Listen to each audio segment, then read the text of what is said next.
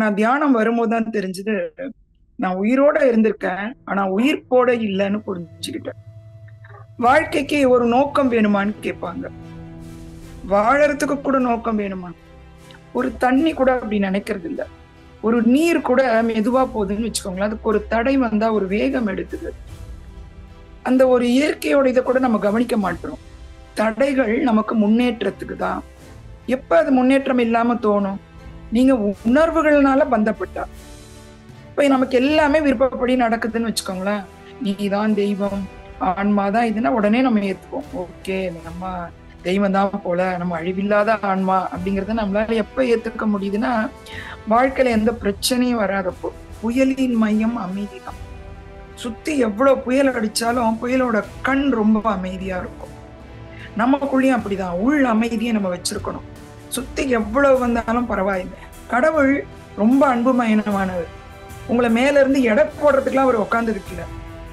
அப்ப நம்மளோட இந்த பரந்த கண்ணோட்டத்துல கடவுளை பத்தி நமக்கு இன்னும் கொஞ்சம் ஒரு ஞானம் கிடைக்கும். நீ தப்பு பண்ணிட்ட, நீ சொர்க்கத்துக்கு போ, நீ நரகத்துக்கு போன்னு உன்னை எடை போடுறதுக்காக கடவுள் அங்க இல்ல. உனக்கு தண்டனை அளிக்கிறதுக்காகவும் கடவுள் அங்க இல்ல. அது எப்படி நம்ம அந்த பரீட்சையை ஏத்துக்கணுமா? நன்றியோட, பொறுப்போட ஏத்துக்கணுமா? ஏன்னா நமக்கு தாங்க முடியாத, இயலாத எந்த பரீட்சையும் நம்ம வாழ்க்கையில வரப்போறதே இல்லை. அப்ப அது எனக்கு முன்னேற்றத்தை தருது அப்படிங்கிற ஒரு நன்றியோட, ஒரு ரெஸ்பான்சிபிலிட்டி, பொறுப்போட அந்த பரீட்சைகளை ஏற்றுக்கொள்ளுங்க. அந்த நான்ன்றது விருத்தம் ஒதுக்க வேண்டியதில்லை. நம்ம மனதுக்கும் கூட தான். எதுவுமே நமக்குள்ள உருவாகுறதுன, நமக்குள்ள உருவாகிறது எல்லாத்துலயும் இறைத்தன்மையோட சக்தி இல்லாம இருக்க. இதை நம்ம எப்படி பயன்படுத்துறோன்றத அது பார்க்க. கத்திய வச்சு நம்ம காய வெட்டுறோமா, ஆளை குத்துறோமான்றது நம்ம தான் முடிவு பண்ணணும். அப்ப அது ஒரு மாயாஜால கருவியா உங்களுக்குள்ள செயல்படும்.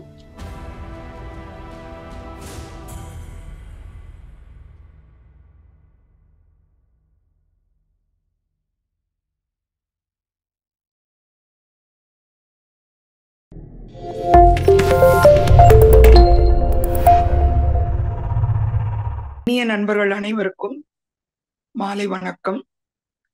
நம்ம நேற்றைய அந்த தொடர்ச்சியை தான் பார்க்க போறோம். நான் தியானம் வரும்போது தான் தெரிஞ்சது, நான் உயிரோட இருந்திருக்கேன். ஆனா உயிர்ப்போட இல்லைன்னு புரிஞ்சுக்கிட்டேன்.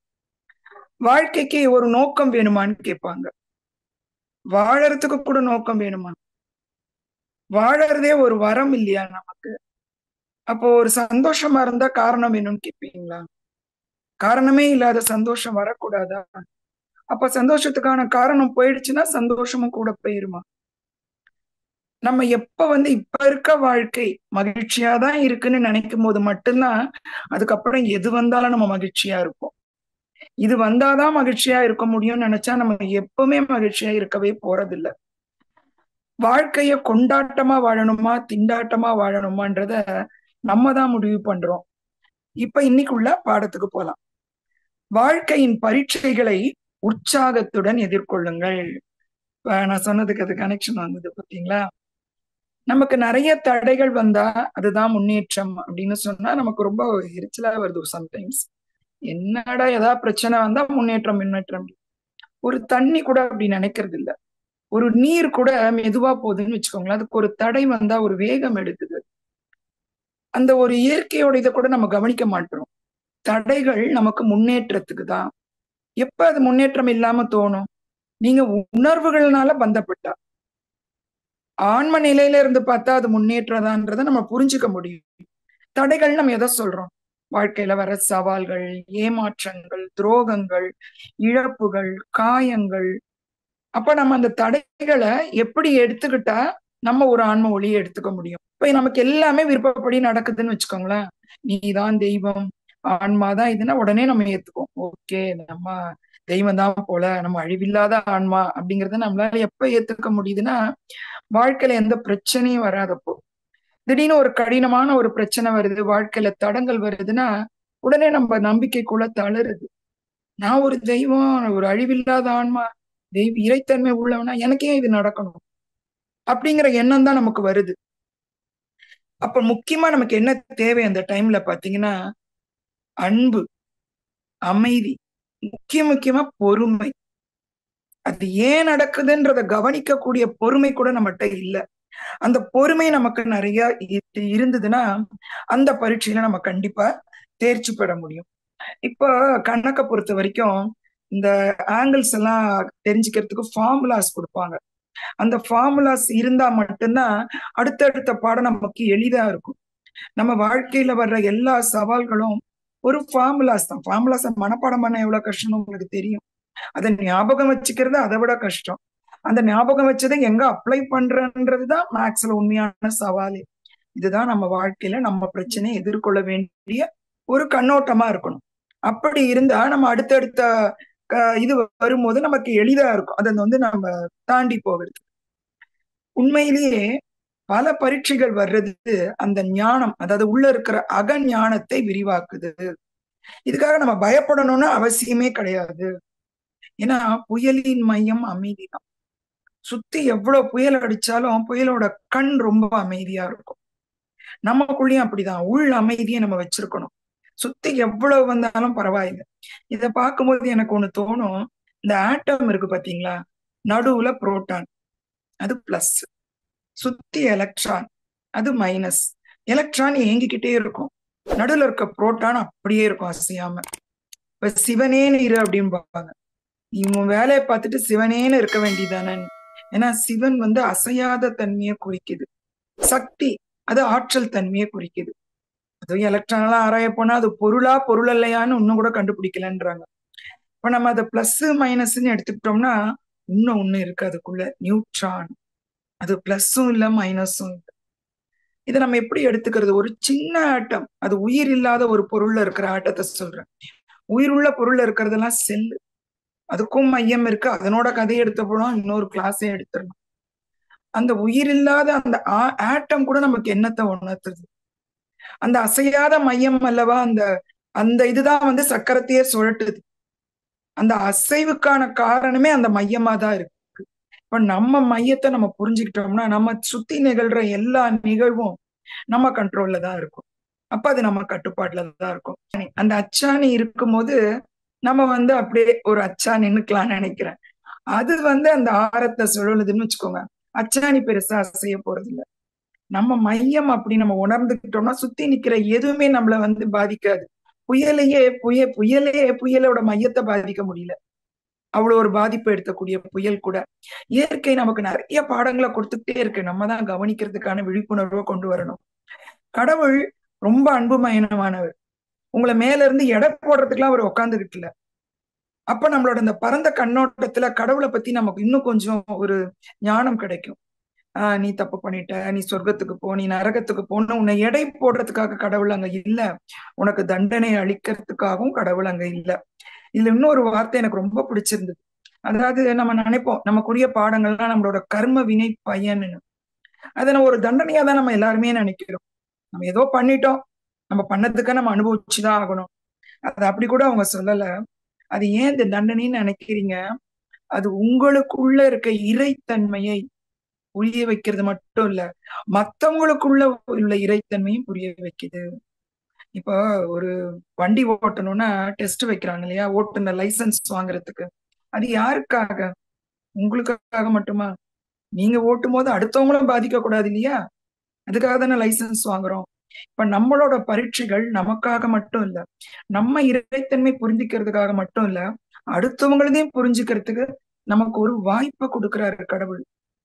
அப்படி நம்ம எடுத்துக்கிட்டோம்னா நமக்கு அதுல கொஞ்சம் கூட பயம் வராது. அந்த பரீட்சைகள் எல்லாம் பரிசுகளா இருக்கும்.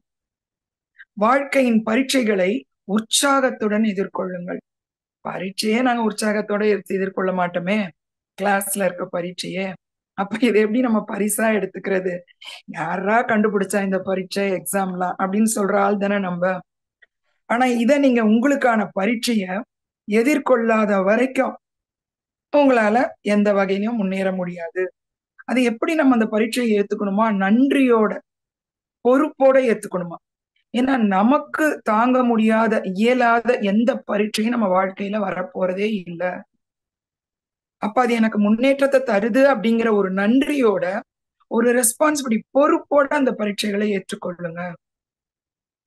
அப்படி இருந்ததுன்னா உங்களுக்கு பிரச்சனை. அதுல கூட ஒரு பயம் வரும், எனக்கான பரீட்சையா இருக்கே, நான் தன்னந்தனியே எப்படி நான் ஏற்றுக்கொள்றது?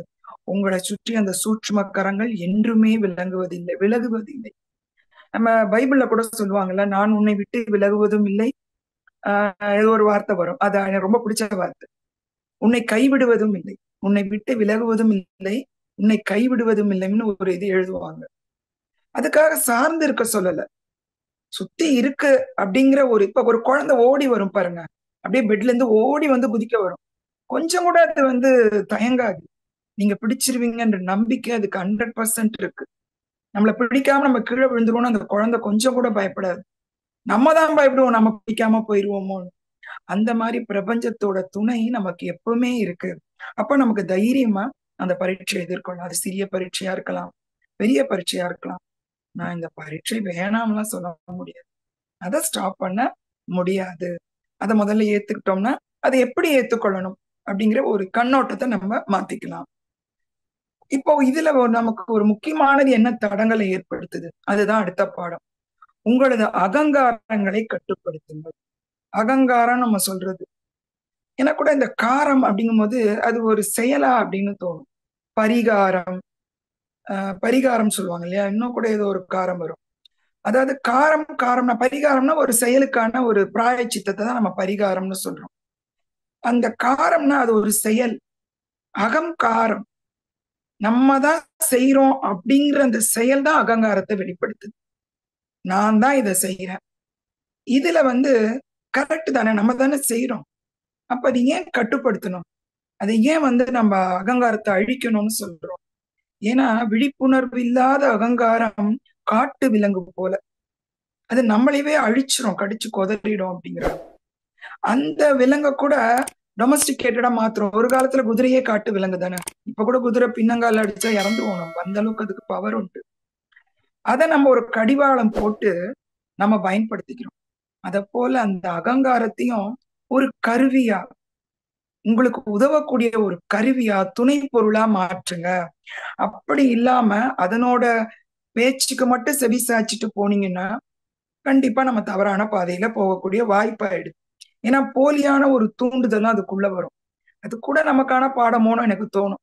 எது போலி எது அசல் நீ கண்டுபிடிக்கணும்ல, அது கூட நமக்கான பாடமா நினைச்சுக்கலாம்ல.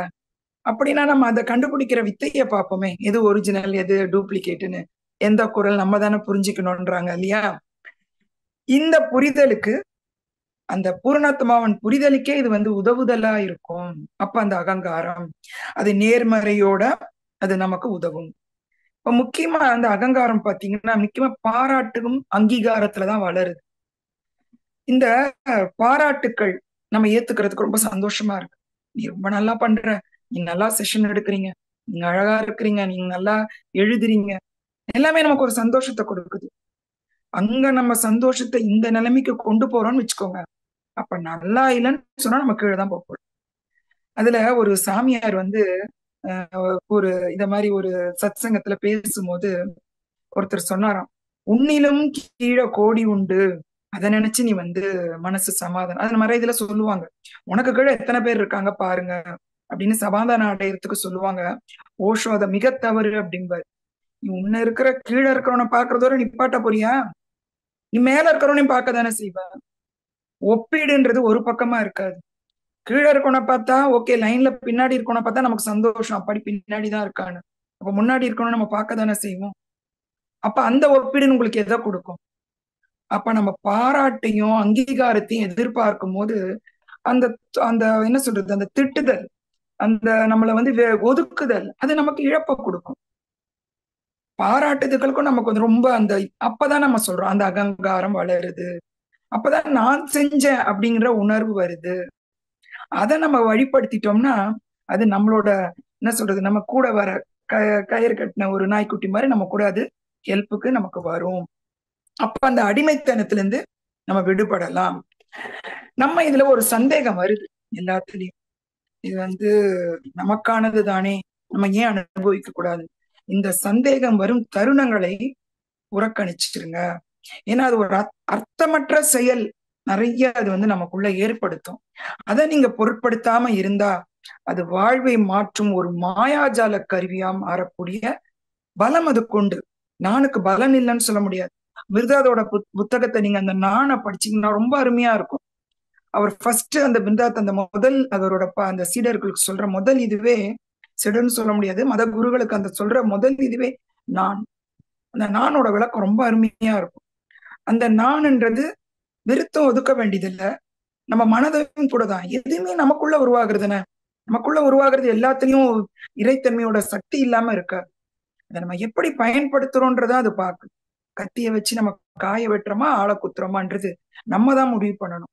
அப்ப அது ஒரு மாயாஜால கருவியா உங்களுக்குள்ள செயல்படும் அப்படின்னு அகங்காரத்தை பத்தி சொல்றாரு. அடுத்து, உங்கள் தவறுகளை திருத்திக் கொள்ளுங்கள். தவறுகளை எப்படி திருத்துறது? முதல்ல நம்ம தப்பு பண்ணோம்னு ஏத்துக்கணும். அது எத்தனை பேரால ஏத்துக்க முடியுதுன்னு நினைக்கிறீங்க? வெறும் இங்க வாய் வார்த்தையா தான் இருக்கு, உள்ள ஏத்துக்கிறது இல்ல. உள்ள ஏத்துக்கொண்டாதான் கண்டிப்பா மாறிடுவோமே. முதல்ல தவறுகளை ஏத்துக்கணும். இந்த இடத்துல இந்த பொறுப்பற்ற தன்மை, எனக்கு அந்த வளர்ச்சி எல்லாம் வேண்டாம், இந்த பாடங்களால வரக்கூடிய எனக்கு வளர்ச்சி தேவையில்லை, நம்மளாவே ஒரு ஃப்ரீவில்ல முடிவு எடுக்கிறது, அடுத்தவங்களை மட்டும் இல்ல நம்மளவே நேசிக்க தவறு, இதுதான் இந்த தவறுகளை திருத்திக் கொள்றதுக்கான அந்த வாய்ப்புகளை இழக்க வைக்குது. அது வரைக்கும் தவறான பாதையில நம்ம போகிறோம். அதை சரி செய்யற வரைக்கும் வேற வழி இல்ல, அந்த விளைவுகளை நம்ம எதிர்கொண்டுதான் ஆகணும். இதுதான் தெய்வீக சட்டம். அந்த தவறுகளுக்கான பொறுப்பை நீங்க முதல்ல ஏத்துக்கோங்க. ரொம்ப கடுமையா தான் இருக்கும், நியாயமே இல்லாத மாதிரி கூட தோணும். இதெல்லாம் நியாயமே இல்லை, நிறைய நம்ம வாழ்க்கையில அடிக்கடி வரக்கூடிய ஒரு உணர்வு, இது நியாயமே கிடையாது அப்படின்னு. அது உணர்வை கொடுக்கதான் செய்யும். ஆனா அப்படி இருந்தா மட்டும்தான் உங்களுக்குள்ள இருக்க கிரியேட்டிவிட்டி வெளியே வரும். அந்த படைப்பாற்றல் திறன் வெளியே வரணும்னா அந்த நியாயமற்றதா இருந்தாலும் அந்த பொறுப்பை நீங்க முதல்ல ஏத்துக்கோங்க. அப்பதான் அது சரி செய்ய முடியும். ஆனா அதுக்கு நமக்கு இன்னொரு தடையும் இருக்கும். இந்த அகங்காரம் அது என்ன சொல்றது, சுப்பீரியாரிட்டி காம்ப்ளெக்ஸ் மாதிரி இன்ஃபீரியாரிட்டி காம்ப்ளெக்ஸும் ஒண்ணு இருக்கு. நான் அதற்கு தகுதியற்றவன் அப்படிங்கிற ஒரு எண்ணம் கூட நம்மள அது வேற பக்கம் தான் இழுத்துட்டு போகுது. அந்த பாதைய நம்ம மாத்திட்டோம்னா அந்த தவறுகளை திருத்தக்கூடிய பாதையில நமக்கு அப்படி மாத்தலன்னு வைங்களேன், நமக்குள்ள இருக்கிற ஆற்றல் இழந்து போகுது, ஆற்றல் இழக்கப்படுது. பிரபஞ்சம் மிக மிக நம்மளை நேசிக்குதான். இப்படி நேசிக்காம ஒரு உறுப்புகளை இப்படி படைக்குமா? நமக்கு யோசித்து பாருங்க. ஒவ்வொன்றுக்கும் ஒரு இடம், ஒவ்வொன்றுக்கும் ஒரு வேலை. எப்படி உட்காந்து செதுக்குனாதானே இப்படி ஒரு உருவத்தை பதைக்க முடியும்?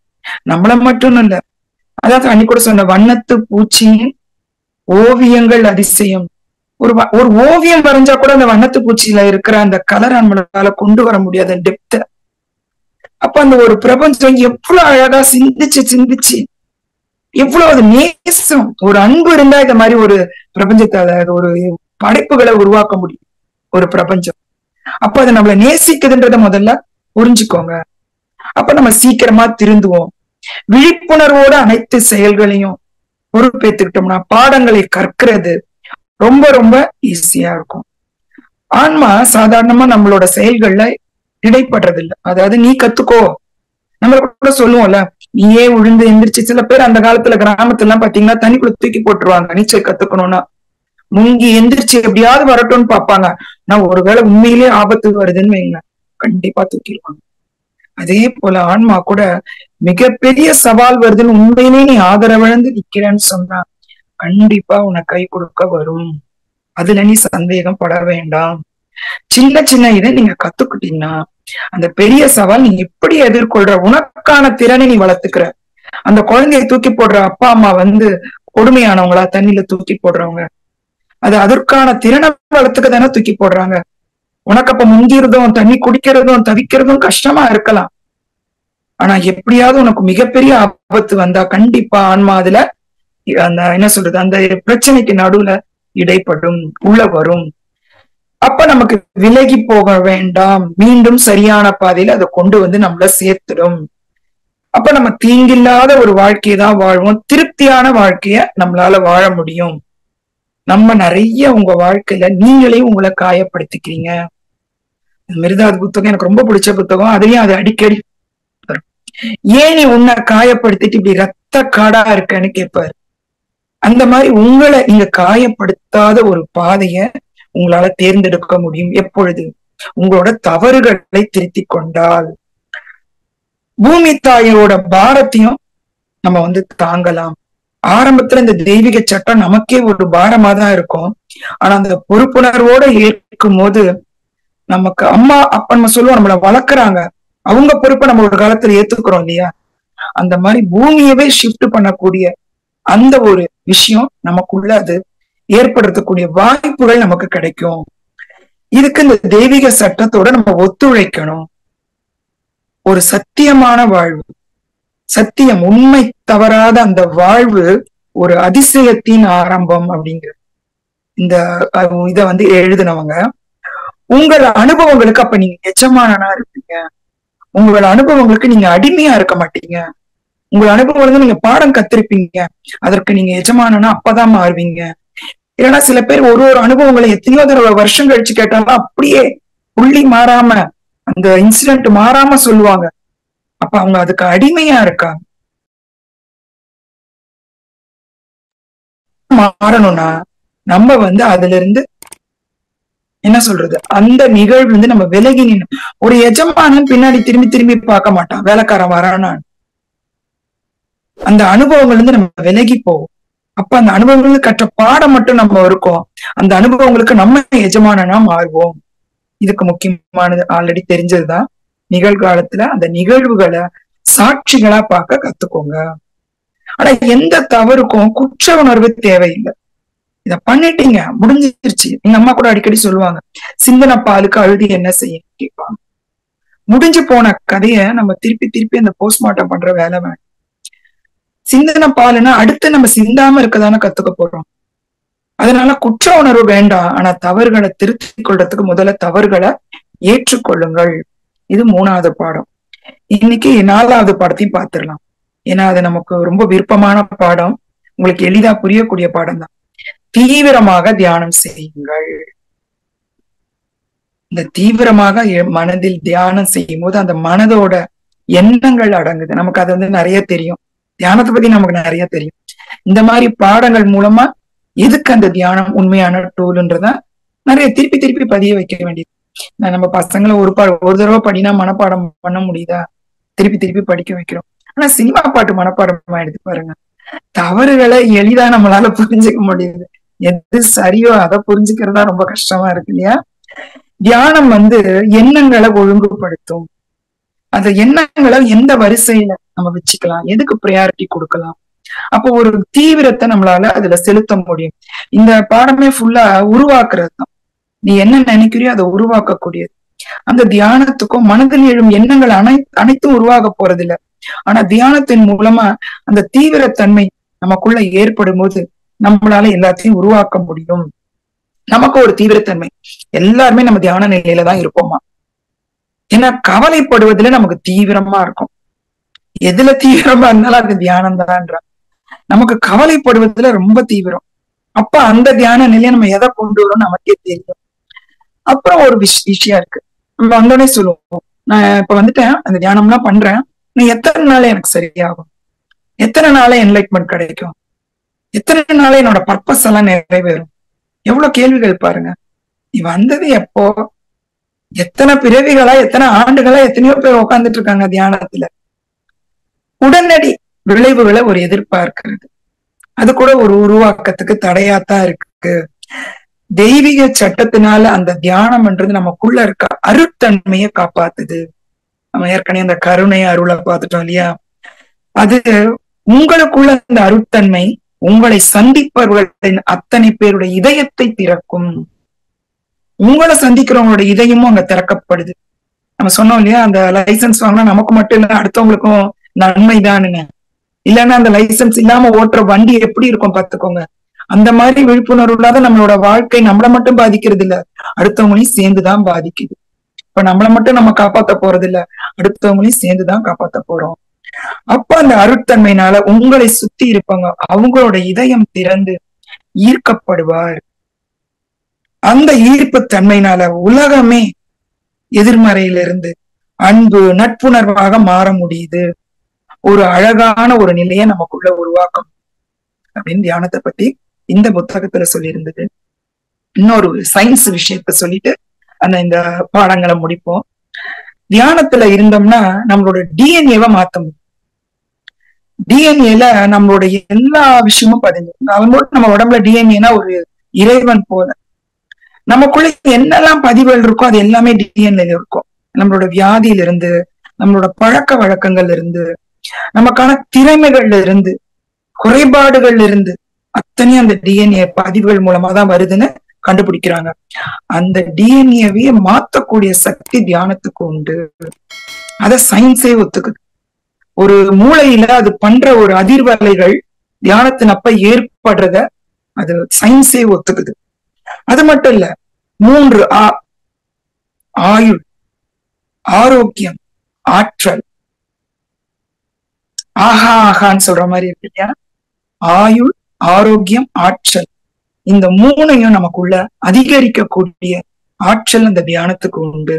அதான் அந்த டிஎன்ஏ மாத்தக்கூடாது. கடவுள்ல இருக்க போகுது இல்லையா? ஏன்னா தியானத்துக்கும் கடவுளுக்கும் நெருங்கிய தொடர்பு தான். அப்ப அந்த டிஎன்ஏ கடவுளுக்கு தொடர்புனா அத சொல்லுவாங்க. டிஎன்ஏ நிறைய இதெல்லாம் பண்றாங்க, கடவுளோட இதுல கை வச்சிடாதீங்க, அதை நம்மளா மாற்றணும்னா அதுக்குரிய விளைவுகளை நம்ம சந்திக்க வேண்டியிருக்குன்னு சில சயின்டிஸ்ட் சொல்லிட்டு இருக்காங்க. அதுல ஒரு அழகு பாத்தீங்கன்னா, எல்லாத்தையும் கண்டுபிடிச்சிருவாங்க அந்த ஸ்டாண்ட்ல. ஆனா மாத்திரான்னு போகும்போது அந்த ஸ்டாண்ட் அதுவாவே மாறுதான். நம்ம இதுதான் சொல்லும் போது அது டக்குன்னு தன் நிலையை மாற்றக்கூடிய சக்தி இந்த டிஎன்ஏக்கு உண்டா. ஆனா அந்த டிஎன்ஏவே மாற்றக்கூடிய சக்தி நம்ம தியானத்துக்கு இருக்கு. இந்த வாழ்க்கை எப்படி ஒரு நோக்கம் இல்லைன்னா கூட சந்தோஷமா வாழ முடியும், காரணமே இல்லாம சந்தோஷமா இருக்க முடியும்னா, எந்த காரணமும் இல்லாம தியானத்துல உட்காரலாம். ஆனா கொடுக்கக்கூடியது அவ்வளவு இருக்கு. நமக்கு மட்டும் இல்ல, நமக்கு அடுத்தவங்களுக்கு மட்டும் இல்ல, அடுத்த பிரபஞ்சம் மற்ற உலகங்கள் கூட நம்ம கூட தொடர்பு கொள்ளக்கூடிய சக்தியை நம்ம இந்த அகண்ட தியானம். அதனால கண்டிப்பா எல்லாருமே 11ல இருந்து 1 மணிக்கு அந்த தியானத்துல இணைய பாருங்க.